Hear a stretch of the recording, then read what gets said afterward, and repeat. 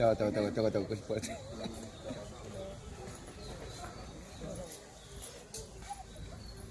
सागर on केल्यावर सांगा भाऊ.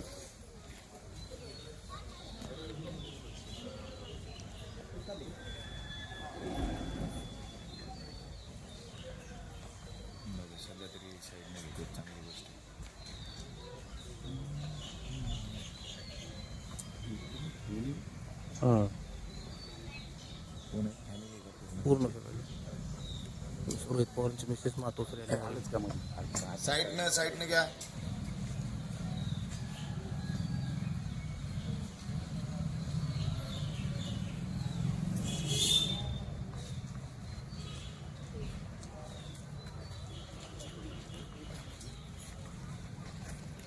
थांबा.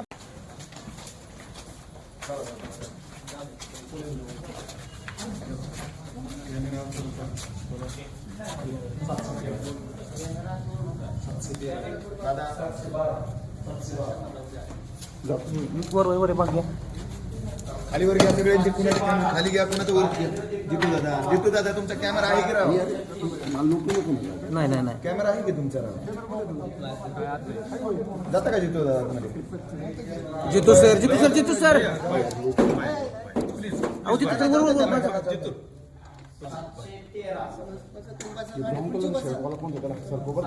सर थोडस नॉर्मल सहकार्य करा. कुणी खालून करा, कुणी वरतून करा कॅमेरे सगळ्यांचे. कोण आहे?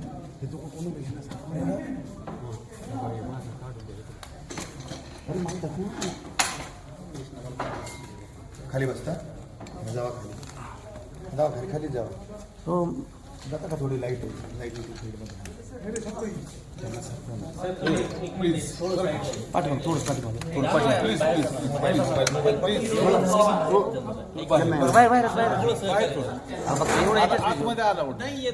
दरवाजाच्या आतमध्ये येत नाही कोण.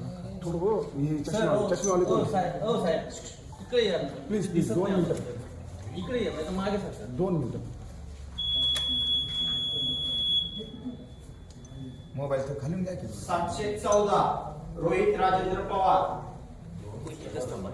कॅमेरा हलवू नका प्लीज.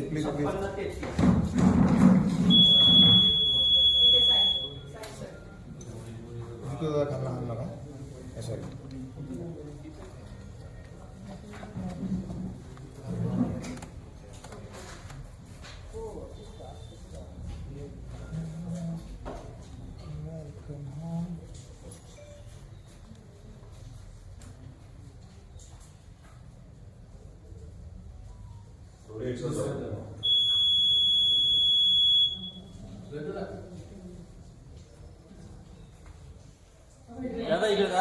इकडे दादा गेट कडे.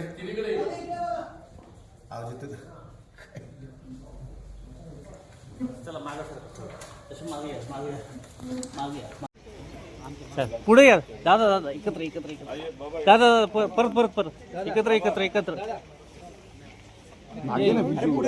अरे ते हे पुढे चाललं मोबाईल. मोबाईल बोट.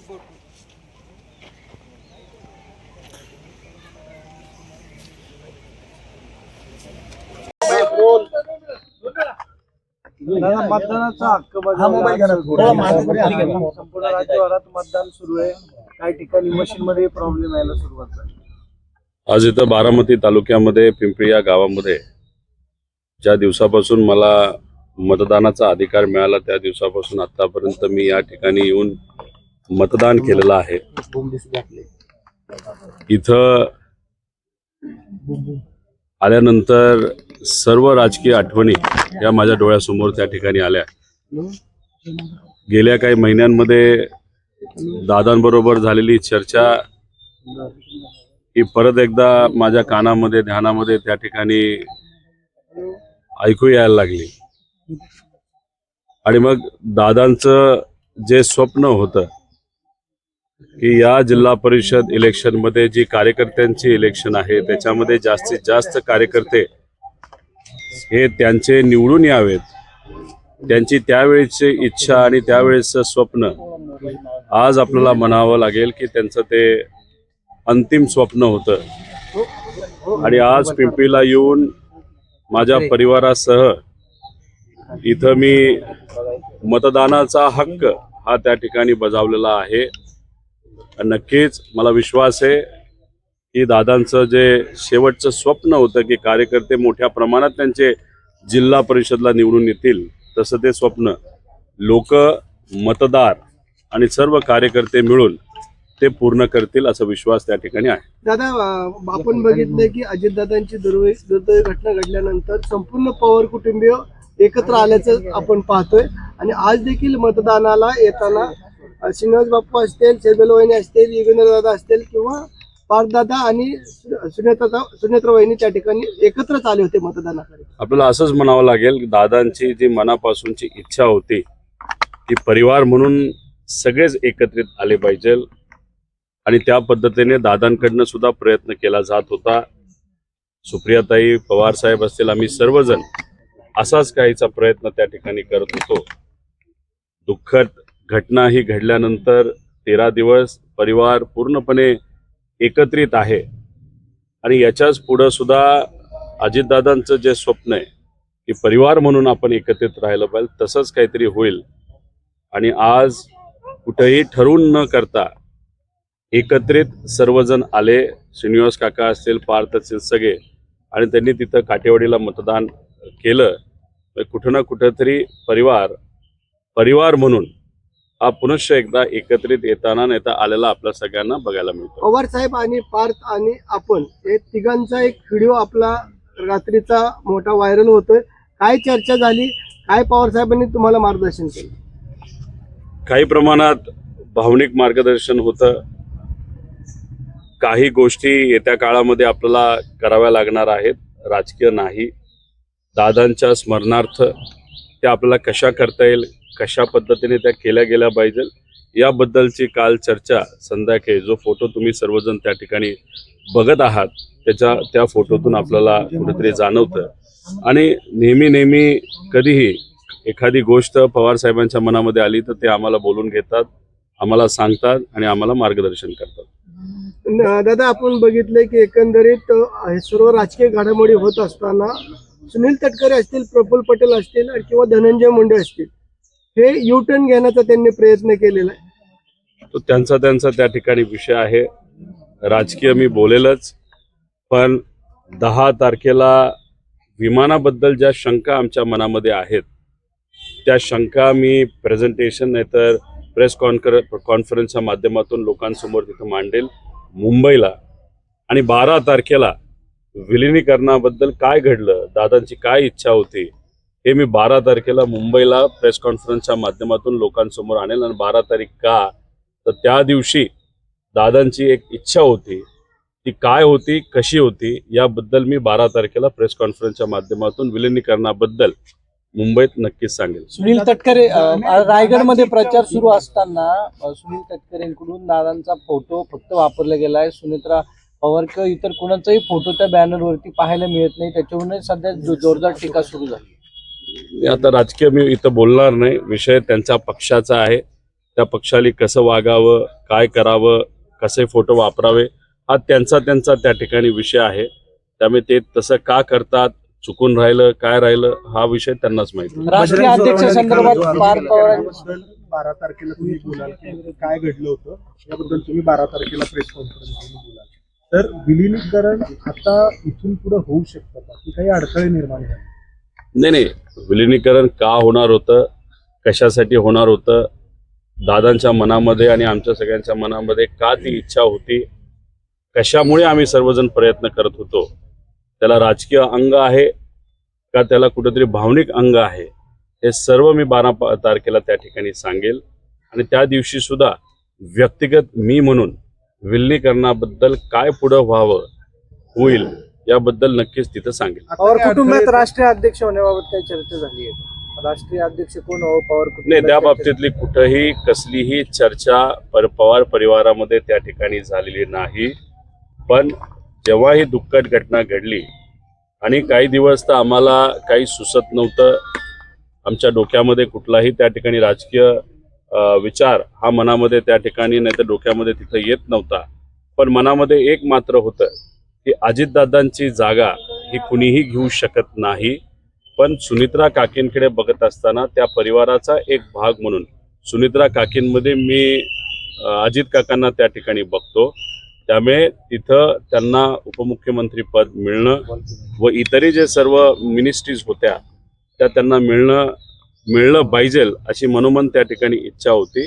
आणि दादांची जी पोझिशन त्या पार्टीमध्ये होती ते म्हणजे राष्ट्रीय अध्यक्ष दादा होते, ती सुद्धा पोझिशन ही कुठेतरी सुनित्रा काकींनाच मिळाली पाहिजे अशी सुद्धा इच्छा त्या ठिकाणी माझ्या मनामध्ये आहे. राज्यसभेची वहिनींची जागा रिक्त झालेली आहे. कुठल्या जागेचं नाव त्या ठिकाणी येते, पारदादा की जयदादा? नाही, आता हे बघा, ह्याच्याबद्दल न कुठं चर्चा झाली.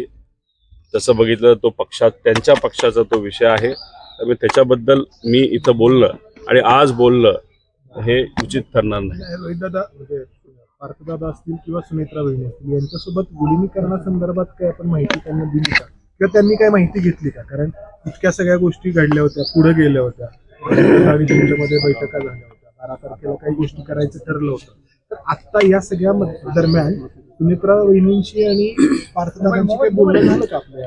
हे बघा, अजूनपर्यंत सुनित्रा काकी असतील, पार्थ असेल, जय असेल, तर आम्ही असू, कुणीही या दुःखातून सावरलेलो नाही. राजकीय विचार हे मनामध्ये दुर्दैवाने त्या ठिकाणी येत नाहीयेत, कारण का घटनाच इतकी दुर्दैवी त्या ठिकाणी होती.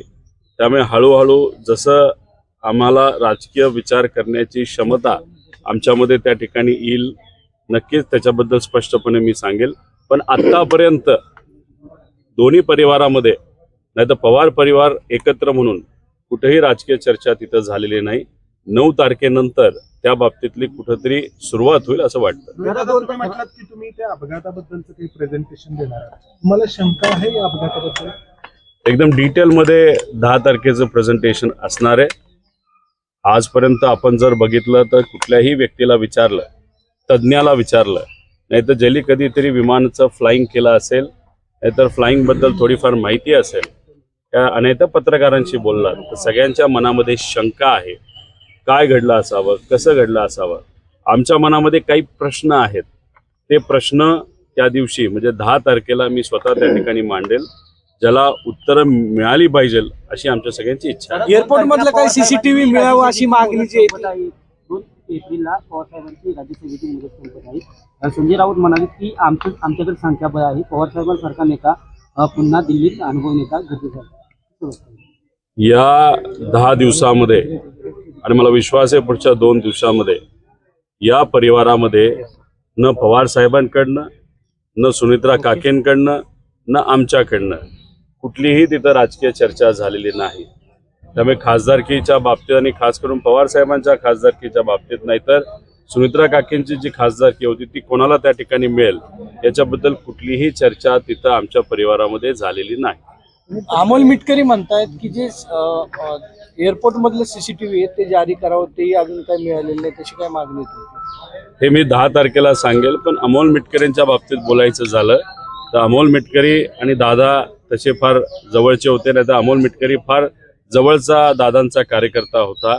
त्यांचे जे काही प्रेस कॉन्फरन्सेस मी बघितलेले आहेत, त्यांचे जे काही व्हिडिओ बघितलेले आहेत, काही गोष्टी ते योग्य पद्धतीने त्या ठिकाणी मांडत आहेत. पण काही विषयाच्या बाबतीत ते फार जास्त भावनिक आहेत. आणि आज परिस्थितीच अशी आहे की भावनेच्या भरामध्ये बऱ्याच लोकांना बरेच प्रश्न त्या ठिकाणी पडलेले आहेत. 10 तारखेला मी तर भावनिक आहेच, पण मी जेव्हा प्रेझेंटेशन त्या ठिकाणी करेल तेव्हा CCTV पासून बऱ्याच गोष्टी त्या ठिकाणी वर मी भाष्य करेल आणि हे आपल्या सगळ्यांना त्या ठिकाणी कळेल.